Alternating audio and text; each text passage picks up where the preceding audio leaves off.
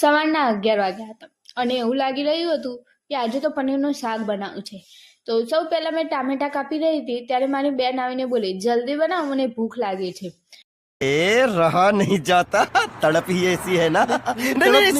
પછી મેં ટામેટા કાપી લીધા, પછી હું પનીરની સ્લાઇસ કાપવા માંડી। પનીરની સ્લાઇસ કાપતા એવું ફીલ આવતું હતું કે આ પનીરના નાના નાના ક્યુટ બાળકો હોય।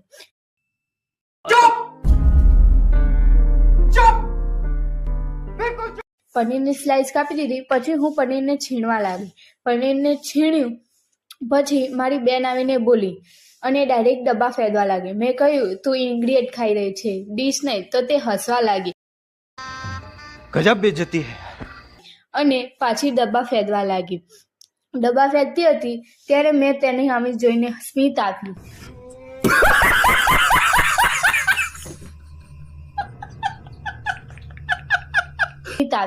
અને તે પછી જતી રહી। પછી પનીર છીણાઈ ગયું હતું। પછી હું ડુંગળી કાપી રહી હતી। ડુંગળી કાપતા આંખમાં આંસુ આવ્યા અને એવું લાગ્યું કે હું ઇમોશનલ સિરિયલમાં કામ કરી રહી હોય। પછી यही नहीं, अभी और सुनिए। પછી ફાઇનલી બધું કટ થઈ ગયું હતું। પછી કઢાઈમાં તેલ નાખ્યું।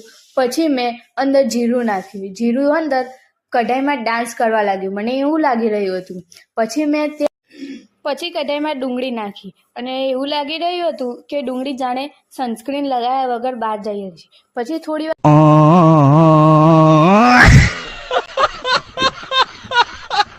થોડી વાર તેને શેકાવા દીધી। પછી તેમાં અલગ અલગ તેના ડુંગળી, ટામેટા, મરચાં એ બધું નાખ્યું। પછી તેને શેકાવા દીધું। પછી આપણા આવ્યા પનીર મોટા સાહેબ, એટલે કે પનીર।